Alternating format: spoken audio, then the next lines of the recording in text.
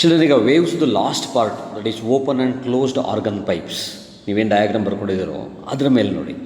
Close pipe of length 0.5 meter and open pipe 1.03 when sounded together produce 5 beats per second fundamental mode.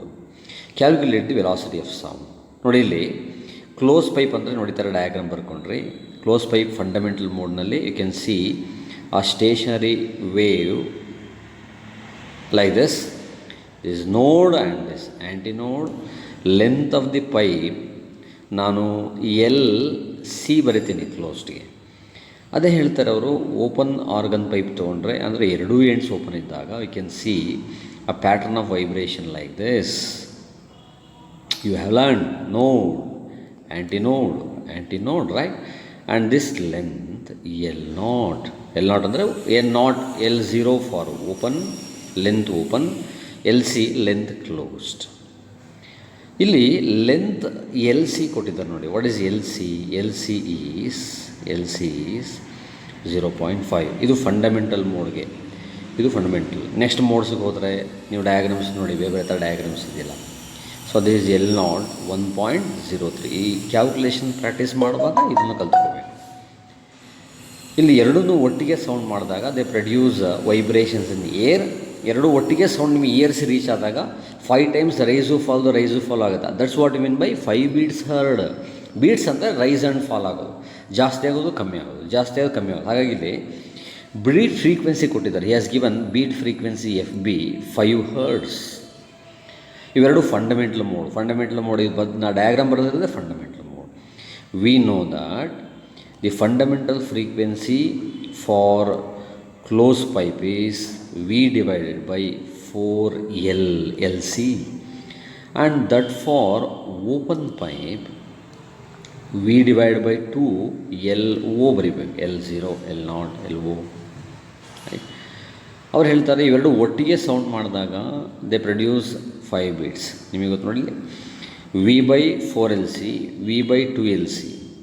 ನೋಡಿ, ಈಗ ನೀವು ಯಾವುದು ಜಾಸ್ತಿ ಕಂಡುಹಿಡ್ಕೋಬೇಕು ಅಂದರೆ ಎಲ್ 1.03 ಇದೆ, 2 times ಹಾಕ್ಕೊಂಡ್ರೆ 2.03 ಆಗುತ್ತೆ.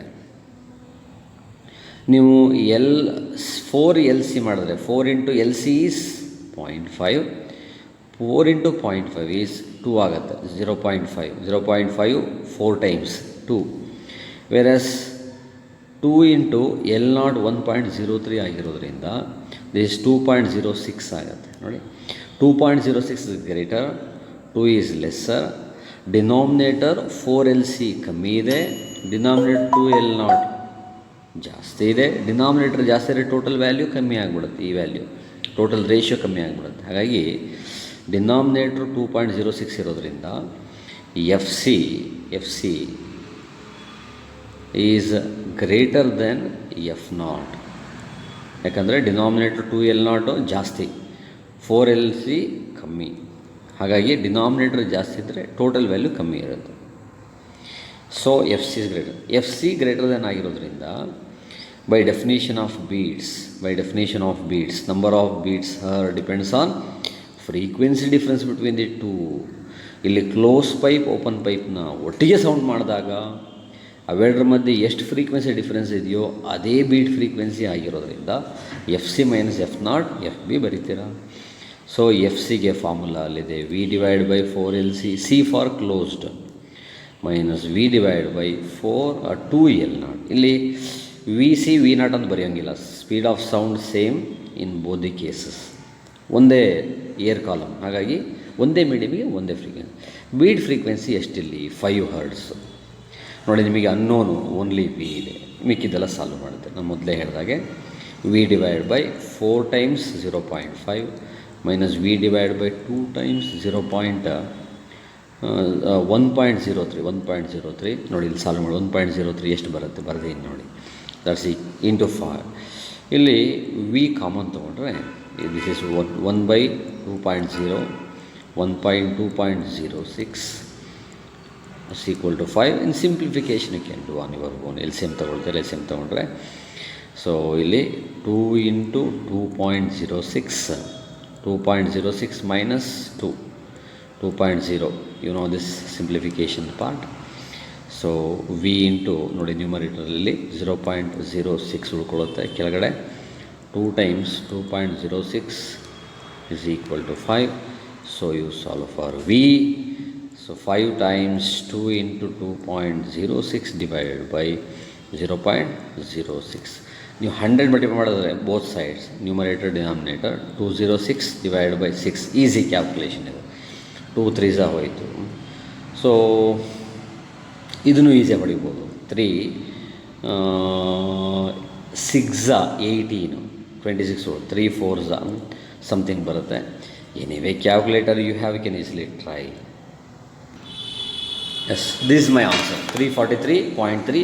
You have calculator, you try in your method. 343.3 meter per second. Here the thing which is important is the method. ನಿಮಗೆ ಈ ಫಾರ್ಮುಲಾ ಗೊತ್ತಿರುತ್ತೆ. If you don't know this relations then there is nothing in solve problem. ನೀವು formula ನೆನ್ಪಿಟ್ಕೊಂಡಿರ್ತೀರ. You practise this for a 5 marks question in your board examination. Since know the relation, ಇದ್ರ ಮೇಲೆ ಈ ಥರ ಕೇಳಿದ್ರೆ ಹೀಗೆ ಮಾಡ್ಬೋದು. ಅಲ್ಲಿಗೆ ಫಾರ್ಮುಲಾಗಳು ಏನು ನೀವು ಕಲಿತೀರೋ ಅದರ ಮೇಲೇ ಪ್ರಾಬ್ಲಮ್ ಸೆಟ್ ಮಾಡಿರ್ತಾರೆ. ಈ ಸ್ಟೋರಿನ ಅರ್ಥ ಮಾಡ್ಕೋಬೇಕು. ನೋಡಿ, ಕ್ಲೋಸ್ ಪೈಪ್ ಇಷ್ಟು ಲೆಂತ್ ಇದೆ, ಓಪನ್ ಪೈಪ್ ಇಷ್ಟು ಲೆಂತ್ ಇದೆ, ಇವೆರಡು ಒಟ್ಟಿಗೆ ಸೌಂಡ್ ಮಾಡಿದಾಗ 5 ಬೀಟ್ಸ್ ಕೇಳಿಸುತ್ತೆ ಅಂತಾಗೇ beat frequency of close pipe minus frequency of open pipe is beat frequency. ನೋಡಿದೆ formula.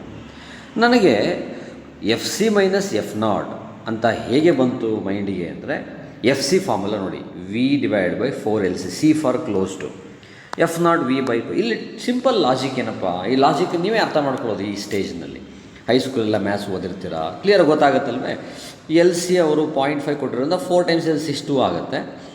L0 1.03 ಕೊಟ್ಟಿರೋದ್ರಿಂದ 2 times 1.03 is 2.06. Naturally denominator 2L0 ಜಾಸ್ತಿ, 4LC ಕಮ್ಮಿ. ಡಿನಾಮಿನೇಟರ್ ಕಮ್ಮಿ ಇದ್ದರೆ ನ್ಯೂಮರೇಟರ್ ಜಾಸ್ತಿ, ಅಲ್ಲಿ FC ಜಾಸ್ತಿ, F0 ಕಮ್ಮಿ. ಹಾಗಾಗಿ FC minus F0 is FB. ಇನ್ನು ಮಿಕ್ಕಿದ್ದೆಲ್ಲ ಸಿಂಪ್ಲಿಫಿಕೇಷನ್ ನೋಡಿತಾರ. You need to practise. See one more.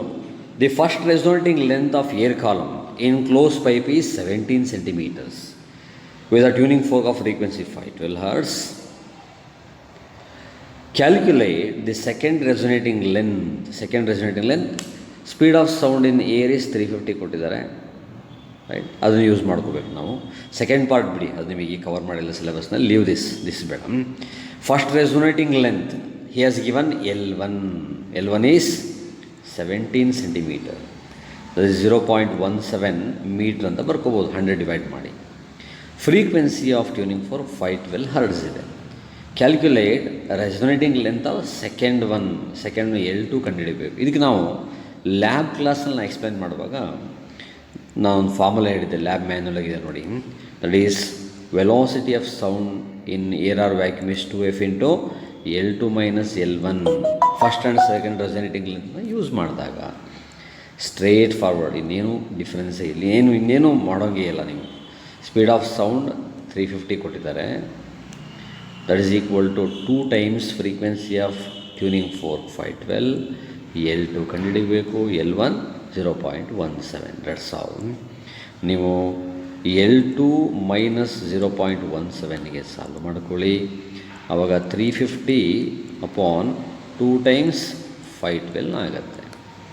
So the simplification part, that's all. You do it with your calculator. Final answer is 51.2 centimeter. ನೋಡಿ simplification ಹೇಗಿದೆ, ನೀವು ಸರಿ ನೋಡ್ಕೊಳ್ಳಿ. ಈ ಫಾರ್ಮುಲಾ ಬೈಟ್ ಮಾಡ್ಕೊಳ್ಳಿ, which is in your lab manual. Solve for L2 ಅಷ್ಟೇ. ಇನ್ನೊಂದು ನೋಡೋಣ. ಸೇರ್ find the first 3 harmonics in closed and open ear columns of length 0.24, 0.48. ನೋಡಿ 0.24, 0.48 ತೊಗೊಳ್ಳೋದು. ಫಸ್ಟ್ 3 harmonics ಕ್ಲೋಸ್ಡ್ ಮತ್ತು ಓಪನ್ ಎರಡು. ಅಂದರೆ ಫಸ್ಟ್ ಕ್ಲೋಸ್ಡ್ 0.24 ತೊಗೊಳ್ಳೋದು, ನೆಕ್ಸ್ಟು ಓಪನ್ 0.24 ತೊಗೊಳ್ಳೋದು. ಸಿಮಿಲರ್ಲಿ ಕ್ಲೋಸ್ಡ್ 0.48, ಓಪನ್ 0.48 ತೊಗೊಳ್ಳೋದು. ಸ್ಪೀಡ್ ಆಫ್ ಸೌಂಡ್ ಕೊಟ್ಟಿದ್ದಾರೆ 340. It's very easy. ನಾವು need to remember the relations. ಮುಂದೆ ಹೋಗೋಣ, ಲಿಸ್ಟ್ ಮಾಡ್ಕೋಣ. ಈಗ ನೋಡಿ ರೆಸ್ಪೆಕ್ಟಿವ್ಲಿ ಇರೋದರಿಂದ ಕ್ಲೋಸ್ಡ್ಗೆ 0.24 ತೊಗೋಬೇಕು, ಓಪನ್ಗೆ 0.48 ತೊಗೋಬೇಕು, ರೆಸ್ಪೆಕ್ಟಿವ್ಲಿನ ವರ್ಡ್ ಇರೋದ್ರಿಂದ. ಈಗ ಬನ್ನಿ, ಈಗ ಇಲ್ಲಿ what they have given, he has given length for closed 0.24 meter, length open 0.48 meter. ಇನ್ನೊಂದು ಸರಿ ಕನ್ಫರ್ಮ್ ಮಾಡ್ಕೊಳ್ಳೋಣ ನೋಡಿ. 0.28, 0.4 ಇಲ್ಲಿ 0.24, 0.48, 340 speed of sound, 0.24, 0.48 double 0.48, and speed of sound V 340 metre per second at that temperature ಏನೋ ಇದೆ. ಸೊ ಇದು ಕೊಟ್ಟಿದ್ದಾರೆ. ಈಗ ಇಲ್ಲಿ ಏನೋ ಕ್ಲೋಸ್ ಪೈಪ್ನಲ್ಲಿ ಫಾರ್ ಕ್ಲೋಸ್ಡ್ ಫಸ್ಟ್ ಹಾರ್ಮಾನಿಕ್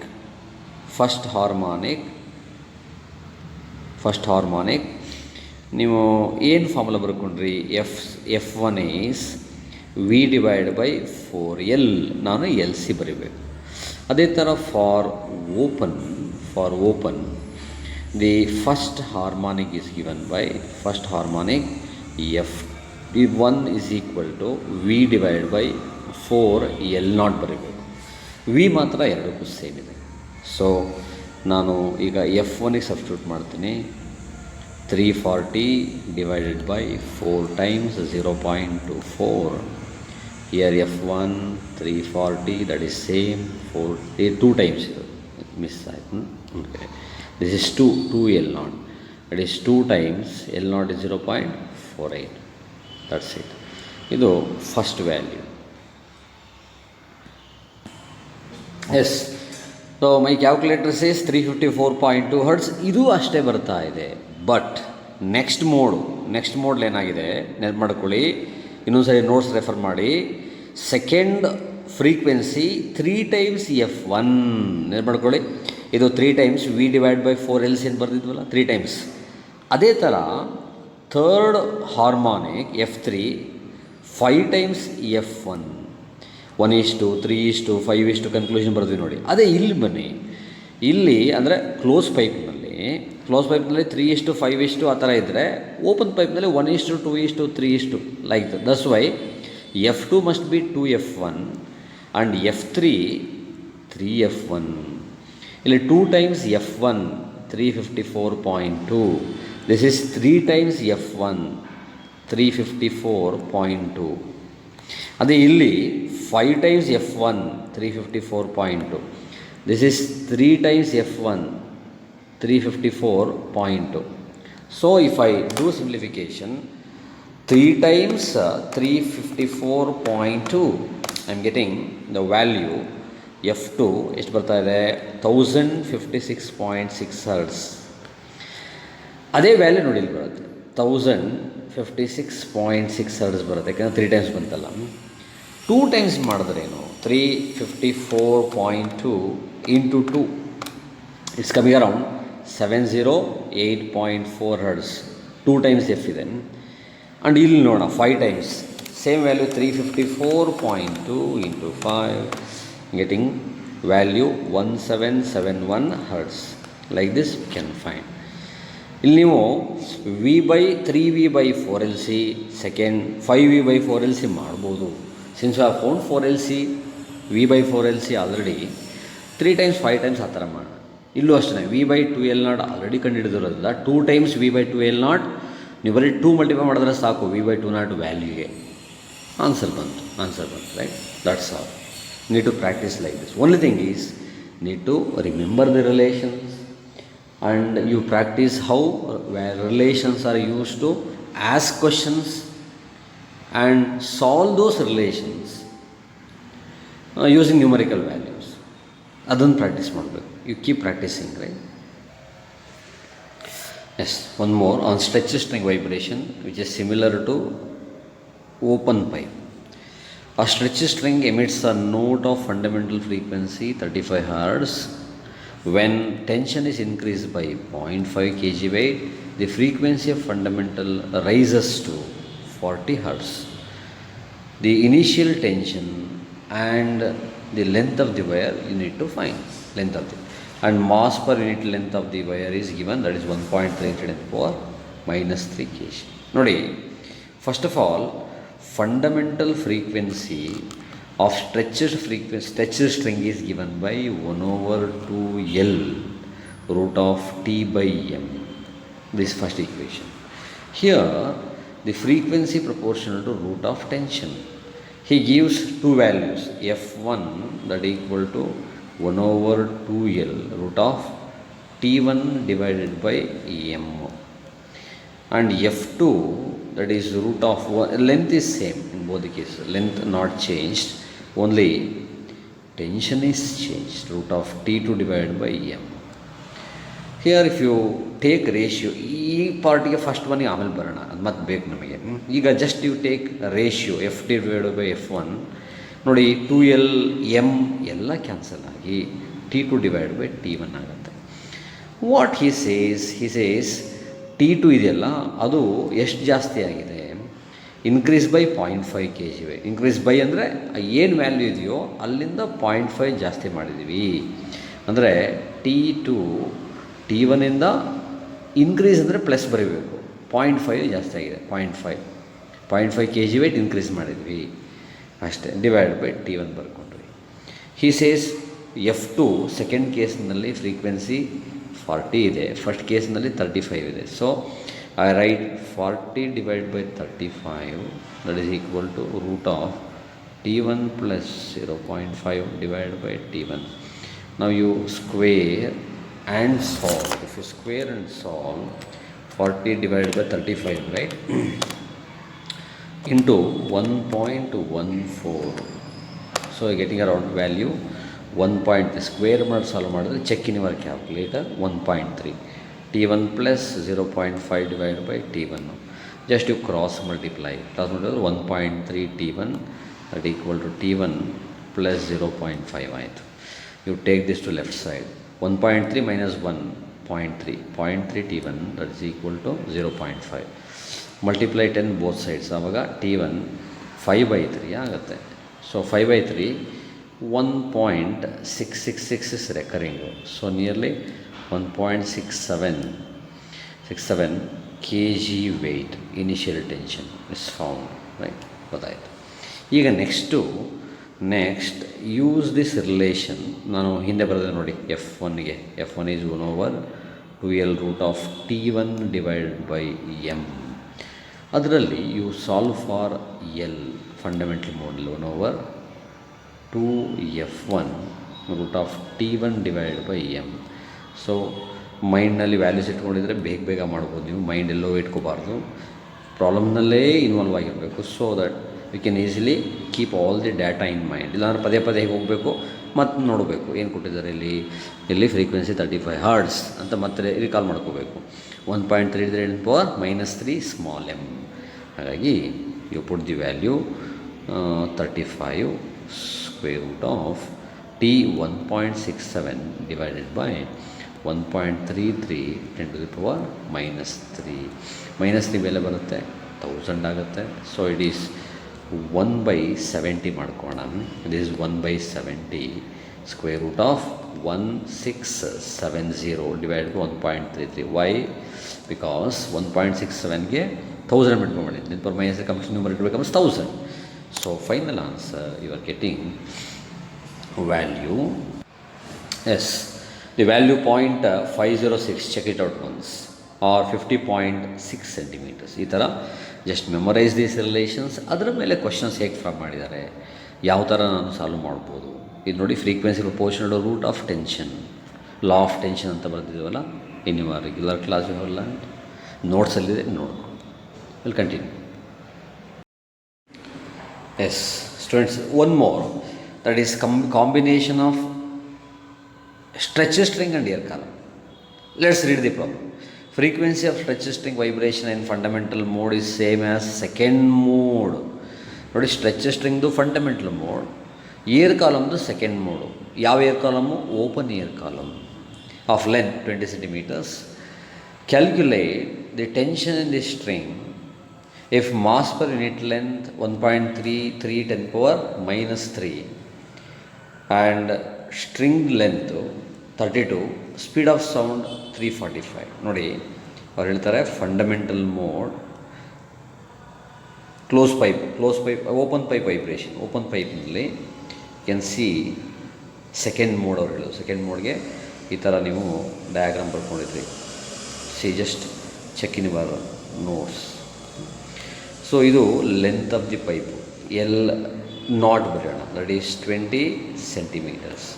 ಮೀಟ್ರ್ ಬರ್ಕೊಳ್ಳಿ, ಇಲ್ಲೇ ಪಾಯಿಂಟ್, ಇವೆಲ್ಲ ಇಲ್ಲೇ ಮೈಂಡ್ಲೇ ಪ್ರೋಗ್ರಾಮ್ ಮಾಡ್ಕೋಬೇಕು. ಆಮೇಲೆ ಒಂದು ಸ್ಟ್ರೆಚ್ ಸ್ಟ್ರಿಂಗ್ ಇದೆ, ಅದರಲ್ಲಿ ಫಂಡಮೆಂಟಲ್ ಮೋಡ್ನಲ್ಲಿ you can see one loop. ಈ ಥರ ವಿಜುವಲೈಸ್ ಮಾಡ್ಕೋಬೇಕು ಪ್ರಾಬ್ಲಮ್ನ. Length of the pipe, length of the string 32 centimetres. So ಅದನ್ನು 0.32 ಬರ್ಕೋಣ ಮೀಟರ್ಸ್ನಲ್ಲಿ 0.32. ಸೊ ಇದರ ಫ್ರೀಕ್ವೆನ್ಸಿ ಆಫ್ ವೈಬ್ರೇಷನ್ನು 1/2L √T/M. You need to find tension and M is given as 1.33 × 10⁻³ kg/m³. ಆಮೇಲೆ frequency vibration of open air column, open air column, ಅದು second ಮೋಡ್ನಲ್ಲಿ 2V/2L O ಬರೀತೀರ, 2 cancel ಆಗುತ್ತೆ, it is V/L0. He says the frequency ಸ್ಟ್ರಿಂಗಿಗೆ S ಬರೆಯೋಣ. Frequency vibration of string FC, FS. Frequency of vibration of open air column F0. He says frequency of open air column in the second mode is equal to frequency of string in the first mode. So V/L0 is equal to 1/2L √T/M. It's very simple. Cross multiply ಮಾಡ್ತೀರಾ, 2L V/L0. ಬರೀ L ಅಂದರೆ ಸ್ಟ್ರಿಂಗಿಗೆ, L0 ಅಂದರೆ ಏರ್ ಕಾಲಮ್ಗೆ, √T/M. First value ಹಾಕ್ಕೊಂಡು solve ಮಾಡ್ಕೊಳ್ಳೋಣ. 2 × L ಅಂದರೆ 0.32 into speed of sound is 3, ಈ ಸೇಸ್ ಹಿಯರ್ 345 ಅಪಾನ್ 0.20, that is equal to √T/M. M value ಹಾಕೋಣ first. We simplify this. Yes, the calculation part ನೋಡಿ, ಸ್ಕ್ವೇರ್ ಮಾಡಿದ್ದೀನಿ. ಸ್ಕ್ವೇರ್ ಮಾಡಿದ್ಮೇಲೆ ಈ ವ್ಯಾಲ್ಯೂ ಸಿಕ್ಕಿದೆ ನನಗೆ.